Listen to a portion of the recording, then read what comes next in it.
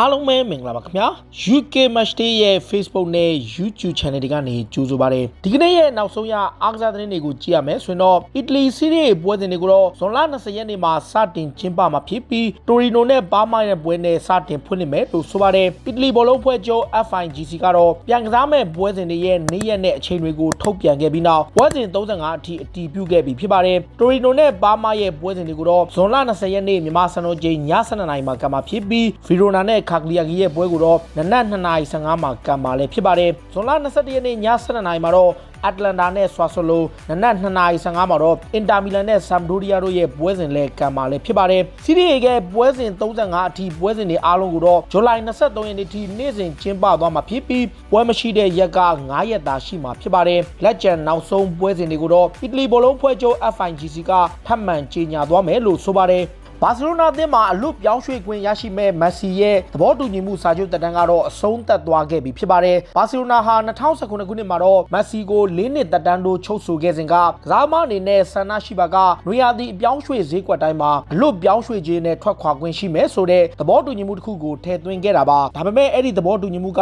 နွေရာသီဈေးကွက်တိုင်းရဲ့မေလ30ရက်နေ့ထိတာအကျုံးဝင်တာဖြစ်ပြီးမက်ဆီကိုတိုင်ကလည်းအသင်းကနေထွက်ခွာဖို့ဆန္ဒမရှိတာကြောင့်အဲ့ဒီသဘောတူညီမှုကပြတ်ပြဲသွားခဲ့တာပါဘာစီလိုနာအသင်းကတော့မက်ဆီကို2005ခုနှစ်ကနေလက်ရှိချိန်ထိ10ကြိမ်ထိတက်တန်းတိုးခဲ့တာဖြစ်ပြီးသူ့ရဲ့ရော်ကြီးစာချုပ်ကိုလည်းပေါင်တန်း900ထိသတ်မှတ်ထားခဲ့တာပါမက်ဆီကတော့လက်ရှိမှာဘာစီလိုနာအသင်းနဲ့2021ခုနှစ်ထိစာချုပ်ကြံရှိနေသူဖြစ်ပြီးတပတ်ကိုအခွန်ပြီးစီပေါင်9သိန်းထိရရှိနေသူလည်းဖြစ်ပါတယ်ပရီးမီယာလိကလပ်အသင်းတွေကတော့ဘောလုံးပွဲတွေပြန်စားဖို့စီစဉ်နေချိန်ပရီးမီယာလိကလပ်အသင်းရဲ့အမှတ်ပေးစရာရဲ့အောက်နားက10သင်းကဒီနေ့ရာသီမှာရာသီဆုံးအောင်မကျင်းပနိုင်ခဲ့ပါကသူတို့အသင်းတွေကိုကာကွယ်နိုင်မဲ့စီးမြင့်စည်းကမ်းတွေကိုတောင်းဆိုမှုပြုလိုက်ပါတယ်ပရီးမီယာလိအောက်ကအသင်း10သင်းကတော့တကယ်လို့ရာသီကုန်ဆုံးအောင်မကျင်းပနိုင်ခဲ့ပါကတမ်းမဆင်းရမယ့်အနေအထားမျိုးကိုတောင်းဆိုနေကြတာလည်းဖြစ်ပါတယ်အင်္ဂလန်ဘောလုံးဖွဲ့ချုပ် FA နဲ့ပရီးမီယာလိတာဝန်ရှိသူတွေကတော့ကလပ်အသင်း10သင်းရဲ့တောင်းဆိုမှုကိုလက်ခံပွဲမရှိဘူးလို့ဆိုခဲ့ပေမဲ့အဲ့ဒီ10သင်းကတော့ဒီနေ့ရာသီကုန်မှာတမ်းမဆင်းသွားရအောင်တောင်းဆိုဖို့ကြိုးပမ်းမှုတွေဆက်ပြီးပြုလုပ်နေတာပါတခါမန်ချက်စတာယူနိုက်တက်အသင်းကလည်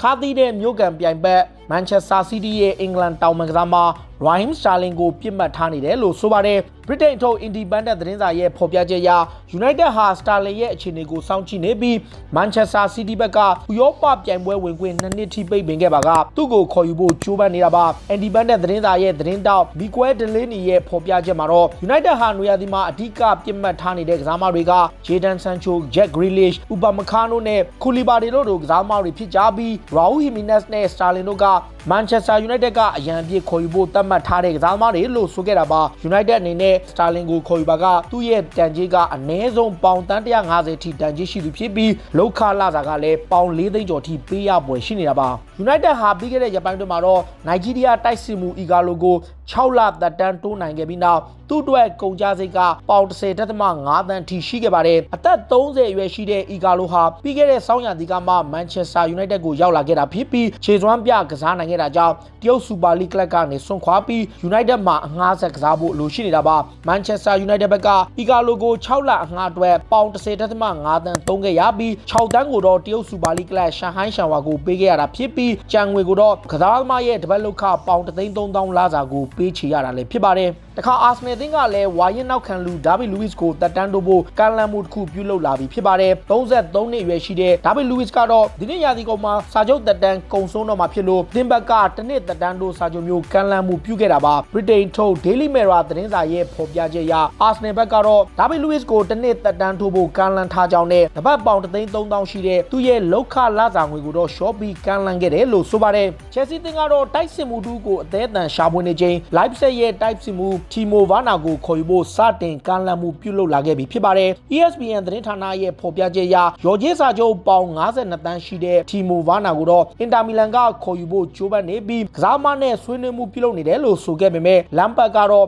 တိုက်စစ်ပိုင်းအတွက် Timo Werner ကိုအရခေါ်ယူနေတာပါဒီနေ့ရာသီ Bundesliga မှာ25ဂိုးထိသွင်းထားပြီးခြေစွမ်းပြနေတဲ့ Germany တိုက်စစ်မှုကိုတော့ Chelsea ဘက်ကရော်ဂျေစာချုပ်အပြည့်အဝပေးချေသွားမှာဖြစ်ပြီး Timo Werner ကိုလည်းတပတ်ကိုပေါင် 3,800 ထိလစာပေးသွားမယ်လို့ဆိုပါတယ်ဂျာမန်တိုက်စစ်မှုကလည်းသူဟာလီဗာပူးကိုပြောင်းရွှေ့ဖို့ကြိုးပမ်းနေပေမဲ့အန်ဖီကိုပြောင်းဖို့အဆင်မပြေဖြစ်တာကြောင့် Chelsea ကိုရွေးချယ်ပွဲရှိတယ်လို့ဂျာမန်သတင်းစာတွေမှာဖော်ပြနေပါတယ် Chelsea အသင်းကတော့ Premier League ပွဲစဉ်တွေကိုပြန်ဆတဲ့အခါကစားသမားတွေရဲ့လူစားလက်မှုကိုတော့များစွာရရှိဖို့တောင်းဆိုမှုပြုလုပ်လိုက်ပါတယ်။ကူးစက်ရောဂါတွေကြောင့် German Bundesliga ပွဲစဉ်တွေမှာကစားသမားတွေကို9ဦးထိလူစားလဲခွင့်ပေးထားပေမဲ့ Chelsea ဘက်က Premier League မှာပြန်ဆလာခဲ့ရင်တော့9ဦးကနေ9ဦးထိလဲလှယ်ခွင့်ရဖို့ Premier League ဖွဲ့ချုပ်ကိုတောင်းဆိုမှုပြုလုပ်သွားမယ်လို့ဆိုပါတယ်။ Liverpool အသင်းကလည်းလူငယ်ကစားသမား Harry Wilson နဲ့ Brisa တို့2ဦးကိုအငှားတက်တန်းတိုးလိုက်ပြီးဖြစ်ပါတယ်။ဘုံမောက်အသင်းမှာကစားနေတဲ့ Wales တောင်ပိုင်းကစားသမား Harry Wilson နဲ့ Swansea အသင်းမှာကစားနေတဲ့ Brisa တို့2ဦးကိုJurgen Kloppကဆက်ပြီးငှားချဖို့ဆုံးဖြတ်ခဲ့တာကြောင့်အဲ့ဒီကစားသမား2ယောက်ကတော့လာမယ့်ရာသီမှာ Anfield နဲ့ဝေးရာမှာဆက်ရှိနေဦးမှာဖြစ်ပါတယ်။ Liverpool အသင်းရဲ့အဓိကစပွန်ဆာဖြစ်တဲ့ New Balance ကတော့ဒီနှစ်ရာသီထိကလပ်အသင်းရဲ့ပွဲစဉ်တွေကိုဝစ်ဆင်ခွင့်ရရှိမယ်လို့ဆိုပါတယ်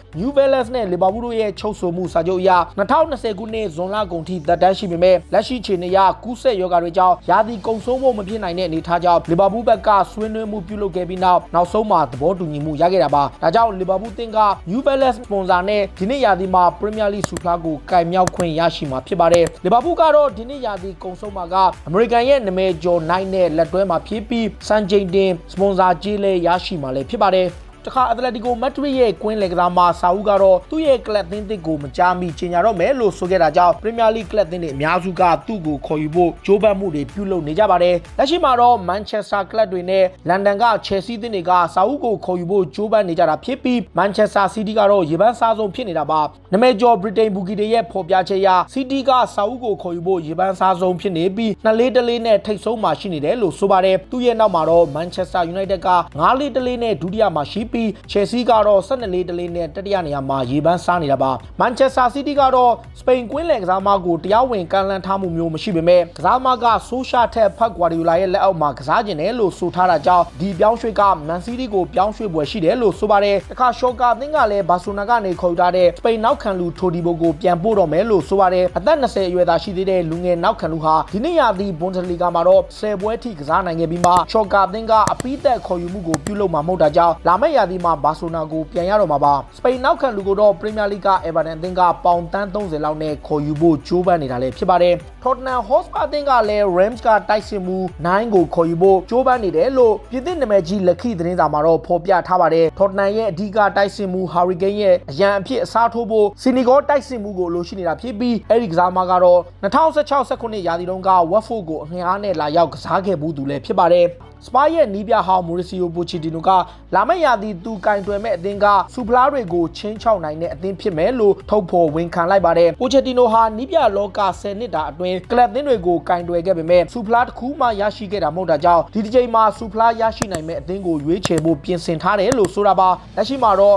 နီးပြဖြစ်ခန့်ဖို့ရေပန်းစားနေတဲ့အသင်းကနျူကာဆယ်အသင်းပဲဖြစ်ပြီးနျူကာဆယ်ကတော့လာမယ့်နွေရာသီမှာပိုင်ရှင်သစ်တွေလက်ထက်ကစားမအပြောင်းရွှေ့အတွက်အနည်းဆုံးပေါင်တန်း200နဲ့300ကျမှသုံးဖို့ပြင်ဆင်နေတာပါတခါရီယယ်မက်ဒရစ်အသင်းရဲ့ဥက္ကဋ္ဌဖလိုရင်တီနိုပီရက်စ်ကတော့နွေရာသီပြောင်းရွှေ့ဈေးကွက်မှာပုံမှန်တိုင်းပြုလုပ်သွားမှာမဟုတ်ဘူးလို့ဆိုပါတယ်စောပိုင်းတုန်းကတော့ရီယယ်ကထိပ်တန်းဆင်းရှိတဲ့ကစားမတွေကိုခေါ်ယူသွားဖို့ကြိုးပမ်းခဲ့ပေမဲ့လက်ရှိအနေထားအရဝင်ငွေတွေလျော့နှဲနေတဲ့အချိန်ရီယယ်မက်ဒရစ်အနေနဲ့နွေရာသီဈေးကွက်အတွင်းမှာအလွတ်ပြောင်းရွှေ့ခြင်းအငှားတို့နဲ့ကစားသမားတွေကိုခေါ်ယူသွားမှာဖြစ်ပြီးကစားသမားရောင်းချမှုကိုအဓိကပြုလုပ်သွားဖို့ရှိတယ်လို့ပြောကြားခဲ့တာလည်းဖြစ်ပါတယ်။အာဆနယ်သင်းကခေါ်ယူဖို့ဂျိုးပန်းနေတဲ့ဘရာဇီးတောင်ပိုင်းကစားသမားဝီလျံကိုတော့မြောက်လန်ဒန်ကိုရောက်လာပွဲရှိနေပါတယ်။သူ့ရဲ့အေဂျင့်ဖြစ်သူခီယာဂျော်ရချန်ကတော့အာဆနယ်သင်းနဲ့ဆက်ဆံရေးကောင်းတွေရှိနေလို့ဝီလျံကိုအာဆနယ်ကိုပြောင်းဖို့ဂျိုးပန်းမှုတွေပြုလုပ်နေတယ်လို့ဗြိတိန်သတင်းစာတွေမှာဖော်ပြနေတာပါ။အသက်32နှစ်အရွယ်ရှိတဲ့ဝီလျံဟာချယ်ဆီမှာတစ်ပတ်ကိုပေါင်3,300,000ထိလောက်ခလစာရရှိနေသူဖြစ်ပြီးအာဆနယ်ဘက်က2နှစ်သက်တမ်းစာချုပ်နဲ့ကန်လန်ဖို့အသင့်ရှိနေပေမဲ့သူ့ရဲ့လောက်ခလစာကိုတော့တစ်ပတ်ပေါင်8,000သာအများဆုံးပေးဖို့ကမ်းလှမ်းထားတယ်လို့ဆိုပါတယ်ဘရာဇီးကစားသမားကတော့သူ့ရဲ့လစာကိုအနည်းဆုံး3သိန်းလောက်ထိရယူနေတာကြောင့်နှစ်ဖက်တာဝန်ရှိသူတွေကဆွေးနွေးမှုပြုလုပ်နေတယ်လို့ဗြိတိန်သတင်းစာတွေမှာဖော်ပြနေတာလည်းဖြစ်ပါတယ်ဒါတွေကတော့စိတ်ဝင်စားစရာနောက်ဆုံးရအားကစားသတင်းတွေကိုတင်ဆက်ပေးခဲ့တာပါခုလိုမျိုးစိတ်ဝင်စားစရာအားကစားသတင်းတွေကိုနားဆင်ကြတဲ့ကြည့်ရှုကြတော့ UK Match Day ရဲ့ Facebook နဲ့ YouTube Channel တွေကို Follow လုပ်ထားကြပါလို့တောင်းဆိုရင်းနဲ့ဒီကနေ့ရဲ့အစီအစဉ်ကိုဒီမှာပဲအဆုံးသတ်ပါစေအားလုံးကိုကျေးဇူးတင်ပါတယ်ဗျ